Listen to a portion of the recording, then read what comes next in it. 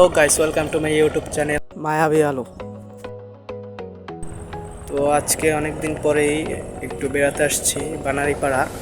অবশ্য সারাদিন জার্নির পর বিকালবেলা বের হয়েছি একটু ঘুরতে। তো ঘোরার জন্য চলে আসলাম নদীর কাছে। তো নদীর কিনারায় এসে দেখতে পেলাম নদীর জোয়ারে নদীর পানি পুরো ভরে গেছে এবং ওই নদী ভরপুর এবং এখানকার আবহাওয়া খুবই ভালো, তাই সারাদিনের ক্লান্তি পুরোই শেষ। অবশ্য অনেক ভালো লাগতেছে। নদীর পাড়ে এসেই দেখতেছি নদীর নদীর মাঝে বালির বলগেটে বা বালির জাহাজে বালি উত্তোলন হচ্ছে এবং প্রায় 8 থেকে 10টি বা জাহাজে ওখানে বালি উত্তোলন হচ্ছে। এই বালি বিভিন্ন জায়গায় নেওয়া হবে এবং এখানে আরও 3টি বড় বড় বালির জাহাজ আছে দেখতে পাচ্ছেন। অবশ্য এখানে এসে মনটা ভরে গেল এবং এখানে নদীর সাইডে হওয়ায় এখানে আশেপাশে অনেকগুলো ইটের ভাটা রয়েছে। ওই যে দেখতে পাচ্ছেন ইটের ভাটা। এই যে এই মাটি, এখানে মাটি ভরিয়ে রেখেছে যাতে ইট তৈরি করা হয় যা দিয়ে। এবং ওখানে ওই যে ইটের ভাটা। অবশ্য এখানে এসে মনটা ভরে গেল, যার ফলে খুবই ভালো লাগছে। তো আপনাদের কাদের কাদের এখানের পরিবেশটা ভালো লেগেছে অবশ্যই বলবেন এবং কার কার নদীর কিনারায় আসতে ভালো লাগে অবশ্যই বলবেন।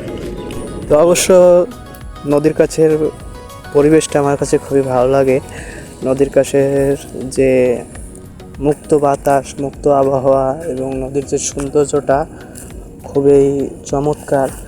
এবং এই নদীর কাছে এসে ঘুরতে এসে আমার যে সারাদিনের যে জার্নির যে ক্লান্তিটা, সেই ক্লান্তিটা পুরোই শেষ হয়ে গেছে এবং মনটা খুবই ভালো লাগছে। অবশ্য যে কেউ নদীর কাছে আসলে তার ভালো লাগবে, এটাই স্বাভাবিক, কারণ নদীর কাছের আবহাওয়াটা খুবই ভালো। এটা সকলেরই কাছে ভালো লাগার কথা। এবং নদীর পাড়ে এসে যখন দেখলাম যে নদীর মাঝে বলগেটে বালি ভরা হচ্ছে মেশিন দিয়ে, অবশ্যই এই পরিবেশটা অনেক ভালো লাগছে। এবং নদীর দেখতে পাচ্ছেন এখানে যে নদীর কিনারায় একটি বলগেট রয়েছে এবং ওই যে নদীর মাঝখানে রয়েছে বালি উত্তোলন করা হচ্ছে। এবং নদীর পানি প্রবাহের কারণে নদীর পাড় কিন্তু অবশ্যই ক্রমশই ভেঙে যাচ্ছে, দেখতে পাচ্ছেন নদীর চারপাশ। অবশ্য নদীর যত পানি প্রবাহ বেশি হবে